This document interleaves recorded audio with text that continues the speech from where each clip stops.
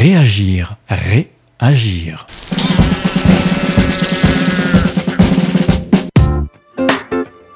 Le magazine Rété d'information Réagir Production vous propose aujourd'hui de pousser la porte du premier bar à chat du Poitou-Charentes, créé en février 2019 à La Rochelle par Jennifer Birit. Le Charentais, c'est son nom, se situe 5 rue des Dames à quelques pas du marché central. C'est un salon de thé où l'on vient se reposer, se détendre en compagnie de nos amis les chats.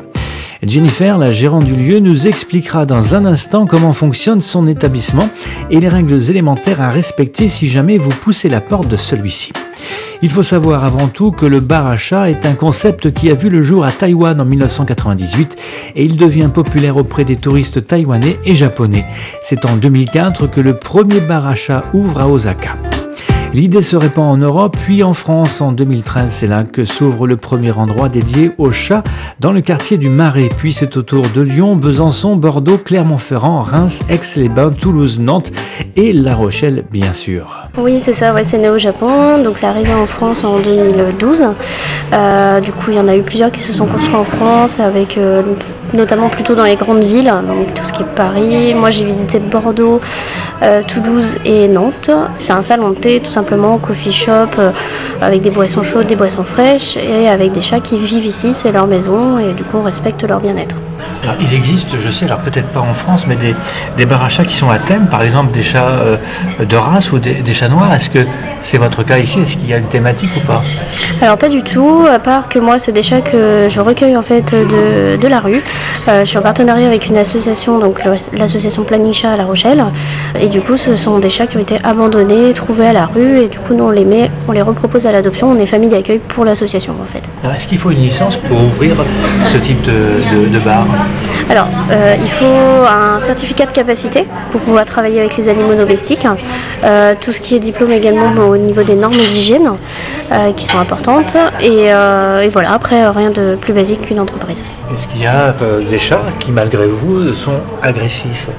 Ça nous est arrivé pendant un moment, oui, d'avoir un chat agressif, mais c'est pas grave. Après, on a des solutions, on leur trouve des familles assez rapidement. Donc voilà, après, on essaye d'être plus rapide sur d'autres chats, etc. pour justement éviter qu'il y ait des cas d'agressivité. Mais ça nous est arrivé qu'une seule fois et on a su se retourner, donc il n'y a aucun problème sur ça. Alors vous le dites, les chats déambulent ici dans le bar. Est-ce que l'on peut, quand ils dorment, les déranger ou même les prendre dans ses bras ici dans votre bar? Alors pas du tout, on a des règles de vie à respecter qui sont très strictes, donc faut pas les porter, faut pas leur donner à manger, faut pas les embêter s'ils dorment, faut pas faire de gestes brusques, enfin voilà, on a vraiment des règles de vie à respecter que les gens a priori pour l'instant respectent, donc voilà, du coup on insiste bien sur ça. Et on peut les caresser par contre? Oui, vous pouvez les caresser tout en étant tout doux, calme et voilà, toujours dans une ambiance très très calme. Jean-Yves Gaucher, vétérinaire à Toulouse, revendique en France la paternité de la ronron-thérapie. Selon lui, quand l'organisme lutte contre des situations pénibles, stress, insomnie ou anxiété, le ronronnement du chat émet des vibrations sonores apaisantes et bienfaisantes, un peu comme la musique, affirme Jean-Yves Gaucher. Ce que confirme aussi Jennifer Birit, la gérante du Charentais à La Rochelle. Alors oui, la ronron-thérapie, en fait, ça permet d'apaiser l'humain. En fait, ça a des vertus au niveau de quand le chat ronronne, en fait. Ça apaise, c'est un sentiment de bien-être, ça donne vraiment l'hormone du bonheur, on dit. D'ailleurs, j'en ai beaucoup qui viennent sur les genoux directement sans forcément qu'on ait besoin de les porter. Du coup, ça permet quand même d'avoir ce côté calme et de voir aussi que les chats sont heureux ici, qui sont calmes, qui sont pas stressés et du coup ça aide en fait à ce bien-être et ne serait-ce que de voir un chat dormir, ça a toujours ce côté apaisant de toute façon. L'engouement de ces bars à chats en France est désormais avéré. Nous avons donc voulu savoir ce qu'en pensaient les visiteurs, du moins les visiteuses devrais-je dire. Je trouve ça vraiment sympa d'avoir des animaux dans ce genre de lieu, c'est plutôt agréable et puis le fait que ce soit des animaux aussi à adopter, je trouve ça vraiment bien, donc c'est une manière aussi de participer à la cause des chats en fait, je trouve. Et vous restez en moyenne combien de temps ici dans l'établissement? Ah bah là c'est la première fois, on est venu manger manger, donc je pense un peu plus d'1 heure. J'adore les animaux, on a des chats à la maison, donc je trouve ça agréable. Et puis voilà, voir d'autres chats, c'est un endroit assez calme aussi. Donc ça permet de voir d'autres animaux et puis de se poser. Et je trouve le principe très bien de travailler avec une association. Donc voilà. Souvent je viens quand je travaille, mais c'est vrai que ça fait une vraie pause. Les chats ils ronronnent, on peut les caresser, faire des câlins. Je pense que pour les gens qui n'ont pas d'animaux, c'est bien aussi de pouvoir venir, en profiter et puis peut-être craquer.